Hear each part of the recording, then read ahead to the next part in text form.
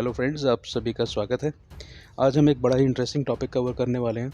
मेरे कुछ फ्रेंड्स ने मुझसे पूछा कि इन दिनों अरविंद केजरीवाल और उनकी पार्टी बहुत ज़्यादा एक्टिव है गुजरात में, तो उसका कोई स्पेसिफिक रीज़न है? एकदम से इतनी ज़्यादा उनकी एक्टिविटीज़ हो रही हैं, इतनी ज़्यादा रैलीज़ हो रही हैं गुजरात में, और डेली कुछ ना कुछ सोशल मीडिया पे उनका चलता ही रहता है गुजरात को लेके। तो उसका रीज़न क्या हो सकता है? देखिए, केजरीवाल को अगर आपको समझना है तो आपको उनकी पास्ट की एक्टिविटीज़ को देखना पड़ेगा। अगर हम पास्ट की बात करें, अगर पिछले जो चुनाव हुए थे, उन्होंने गोवा, उत्तराखंड और उत्तर प्रदेश का चुनाव लड़ा था, पंजाब का भी लड़ा था साथ में। तो पंजाब तो वो जीत गए थे, लेकिन बाकी तीनों के राज्यों में उनकी जो वोटिंग परसेंटेज थी और सीट्स ऑलमोस्ट सभी पे उनकी ज़मानतें ज़ब्त हुई थी और वोटिंग परसेंटेज भी काफ़ी कम थी। अभी जो उनका गुजरात में जाने का, इतना एक्टिव होने का जो रीज़न है, उसके मुझे 2 कारण लगते हैं। पहला कारण तो ये है कि वो ज़्यादा से ज़्यादा लोगों को अट्रैक्ट करके एक होता है ना, हवाबाजी कर ली, थोड़ा-सा माहौल बना लिया, तो ज़्यादा से ज़्यादा लोग आम आदमी पार्टी के टिकट पे चुनाव लड़ना चाहेंगे। अब चुनाव लड़ेंगे तो ऑब्वियस सी बात है, वो लोग आम आदमी पार्टी को फंड भी देंगे, पार्टी फंड में पैसा भी देंगे। और ये कोई दबी-छुपी बात नहीं है, सब पार्टीज़ लेती हैं, आम आदमी पार्टी भी लेती है।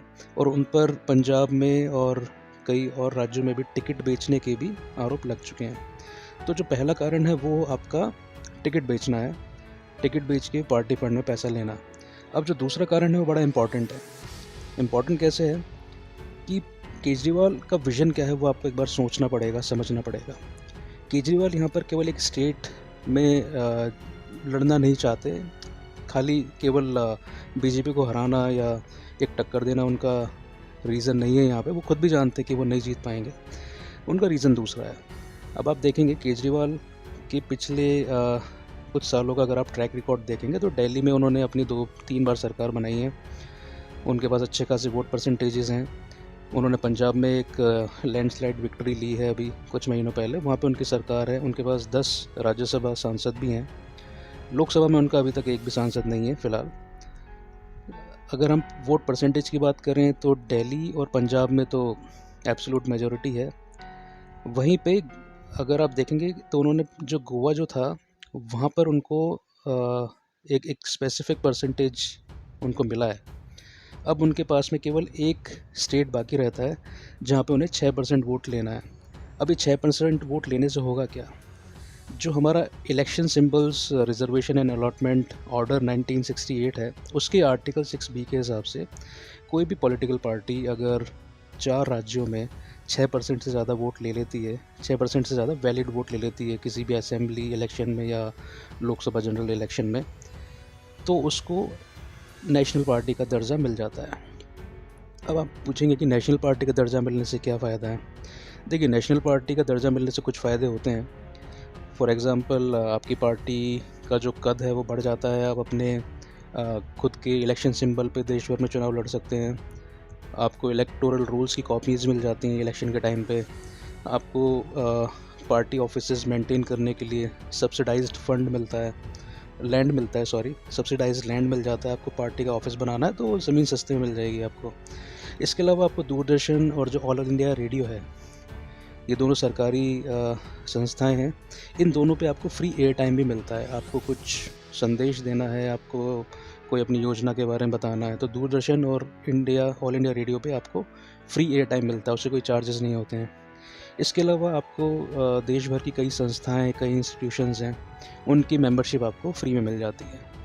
चलिए, ये तो कुछ पॉइंट्स हैं जो जो फ़ायदे हैं नेशनल पार्टी के।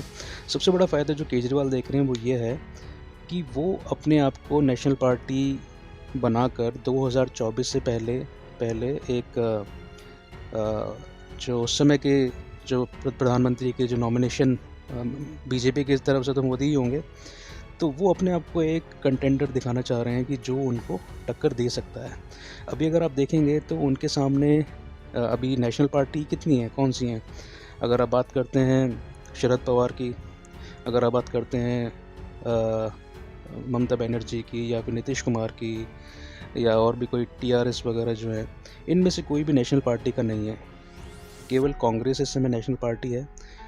तो केजरीवाल जो है अपने आप को पोजीशन में लाना चाहते हैं कि वो एक नेशनल पार्टी के चीफ बने और प्रधानमंत्री के पद के दावेदार बने। तो जो उनकी जो पूरी जो ये जो प्लानिंग है, ये 2024 को लेकर है। अब वो इसमें कितना सफल होंगे, कितना असफल होंगे, ये तो सब जनता जानती है। अब हम तो क्या कर सकते हैं, हम उनको शुभकामनाएँ दे सकते हैं कि ठीक है, आप जो आप चुनाव लड़ रहे हैं, आप लड़ते रहिए, जो आपने वादे किए हैं वो आप पूरा कीजिए।